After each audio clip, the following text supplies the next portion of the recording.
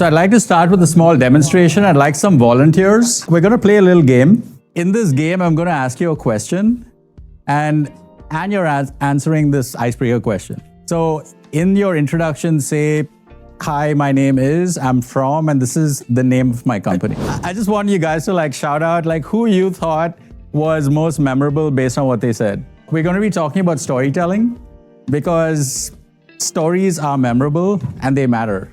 I think I demonstrated that pretty clearly. Most of the stories were pretty interesting.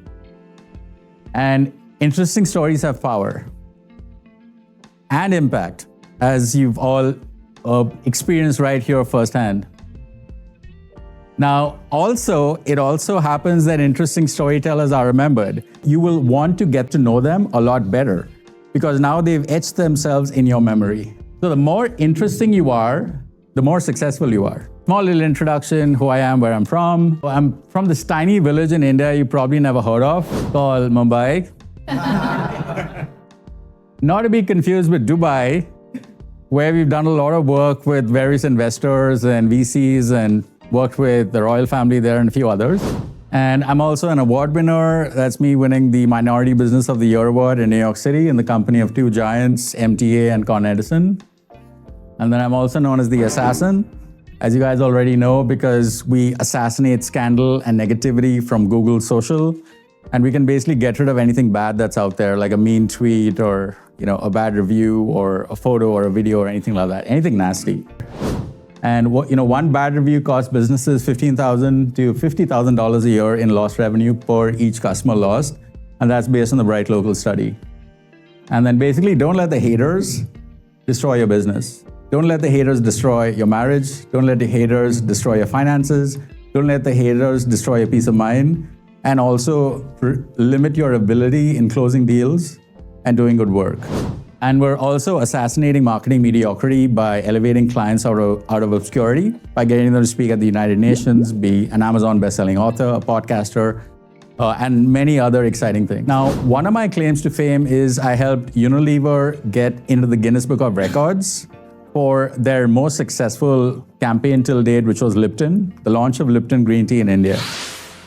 And we basically made the world's largest jigsaw puzzle that engaged 300,000 active users every single day. But what really mattered was that the product sold out nationally, in retail and wholesale, twice, back to back, which had never happened ever for Unilever in any market. Success chases when people see you as a thought leader or as an influencer. And of course, they're going to chase you and demand that you accept their money.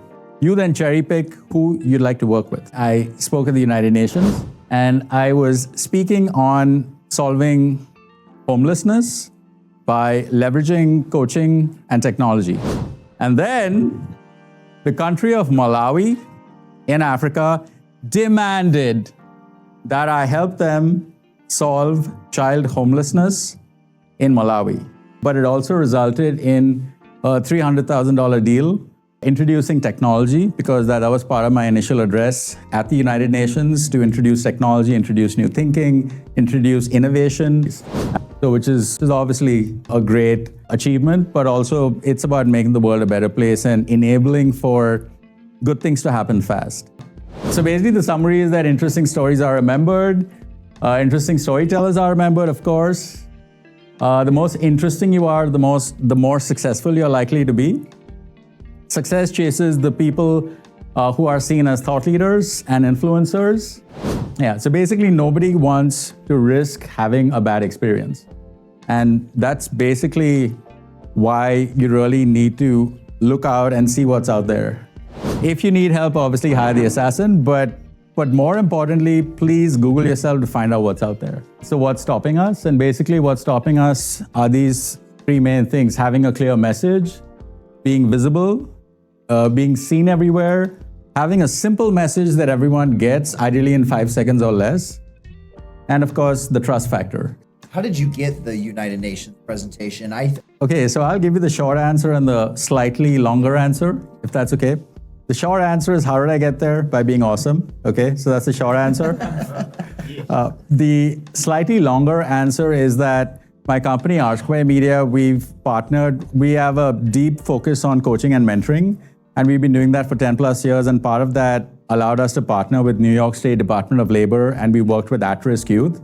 And that was extremely eye-opening experience because, at-risk youth are a segment of the population that many people overlook and disregard entirely. And then working with them gave me a very rich and deep, eye-opening experience that somebody who feels unappreciated, somebody who feels disenfranchised, if you can give them, channel some guidance, some focus, some motivation, give them some structure and encouragement with a little empathy and a little understanding, incredible things are possible. Absolutely incredible.